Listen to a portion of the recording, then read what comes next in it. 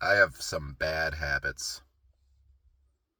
I know it makes me stand out among the entire universe, but yeah, I have some things that I do periodically that I don't exactly love that I do, and I feel are not in line with my highest vision for who I could be, and yet I still come back to doing those things sometimes.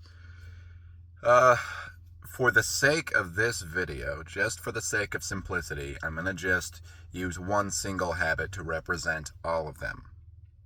One single little vice that, you can interpret whatever you want out of how far reaching we could be talking about bad habits. And that is going to be eating junk food. Because yeah, occasionally, especially if it's a long day at work, it's extremely tempting for me to just go to the corner store and pick up a bag of candy. And then when I get there, oftentimes I'm like, ooh, between these two bags of candy, they're both pretty small. I could honestly just get both. And then after that, I'm like, yeah, and I could use some kind of sugary drink to go with that too. I mean, like it's not a snack now; it's a meal. Let's make it a fully rounded. And almost always, I have a voice in my head while I'm doing it saying, "Oh, you're not gonna like yourself for this when it's done. You are not gonna feel good for having made this decision." And then almost always afterward, the voice comes in saying, "Yeah, I was right, wasn't I?" I was right. Why did you do that? Why did you do that with all the time that you had to decide otherwise against doing something that you knew was not going to make you happy? It was going to give you a quick burst of excitement, and then you came back down to earth, to rationality. Why did you step away from rationality for a while, homie? And then, long self-deprecating internal monologue often comes in.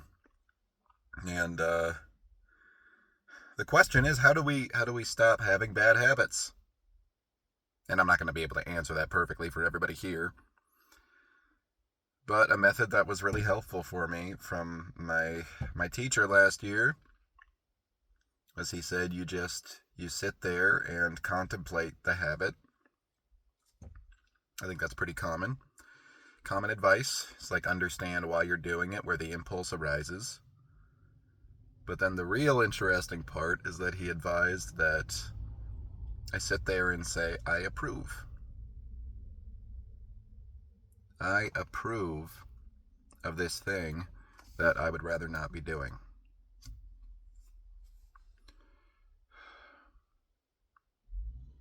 How strange is that? It's times like that where I'm happy that I'm a pretty sort of receptive student to a lot of instruction, even if I don't exactly love it. I'll be like, I'll be questioning it internally, but I'll just be like, okay, sounds good, sounds legit.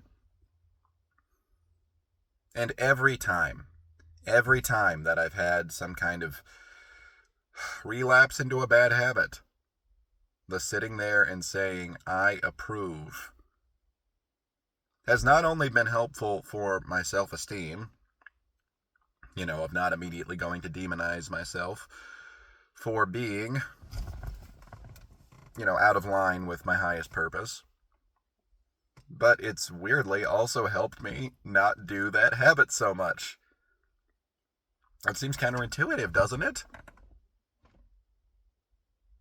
Like, if I approve of it, doesn't that mean that I give myself permission to just do it more and do it more and do it more?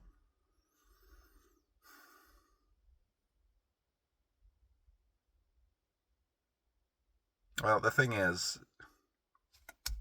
in my true state, and this is where the spiritual talk comes in. I made it about halfway through the video before getting to this point. In my true state, which is just pure awareness, I do approve of everything. I just do. Everything is allowed to be exactly as it is. Now, at the level of this sort of small self, this character of Joe, this ego, there are things that are better or worse for his personal development. So I do want to be looking out for him also. But there's nothing that, from a universal perspective, is inherently labeled as a good or a bad thing. And what is so is exactly what is supposed to be.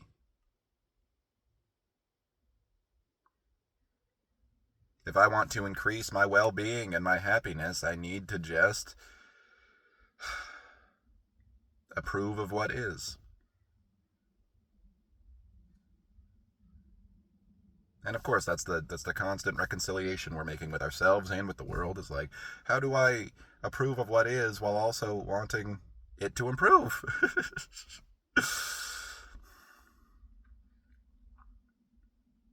The thing is, both approval, universal approval, and wanting the best for everything comes from the same core,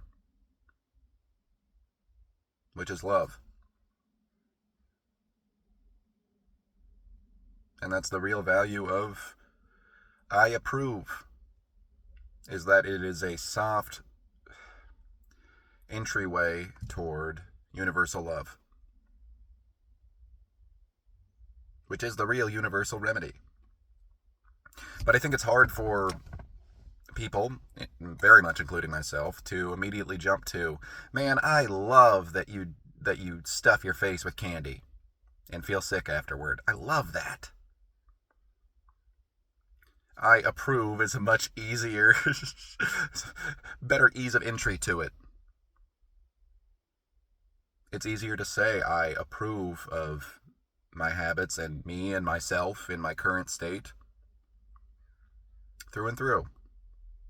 It's still not necessarily easy, but it's easier than universal love, which is unfortunately not something that's ingrained in us as kids growing up, and almost feels like all of society functions it thrusts forward on great dissatisfaction.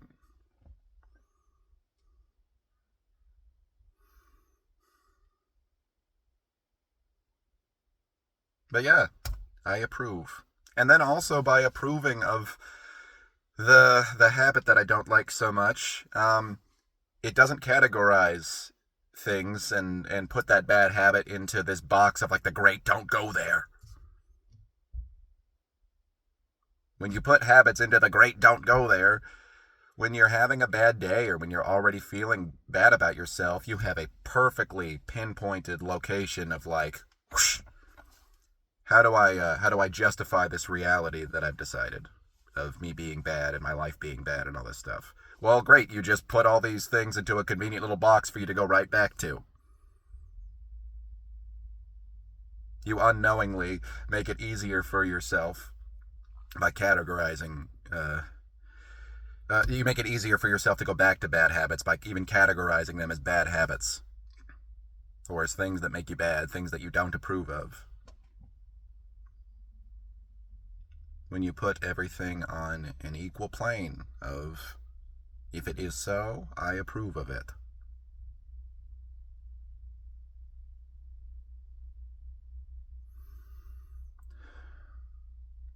There's not that big surge of energy toward the bad habits in your weakest moments. At least I've found.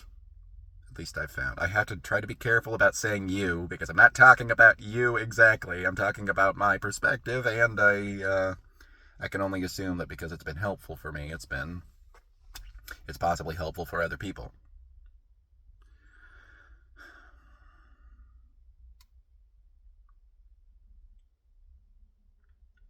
By inserting a level of approval into everything that I do, I naturally find that I get to my initial objective before all this, which was, to act within my highest values.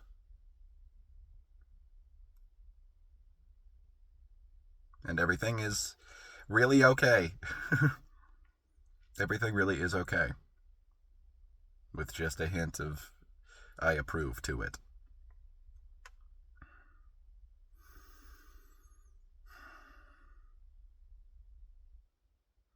And this is the last point that I want to make, is this is the aspect of spirituality that reminds me that it has real practical day-to-day use. Gaining a higher spiritual perspective. It seems like, oh, that's great. What does it get you? You know, you get to sit on a high horse of being called enlightened, and, you know, you have all these abstract concepts. But what does it really change? It's like, no, it's not just abstract concepts. It makes even the small imaginary ego self of Joe, it makes him a better one. Even at that small relative level. And yeah, I don't know how to end this, so I approve of not having a good video ending.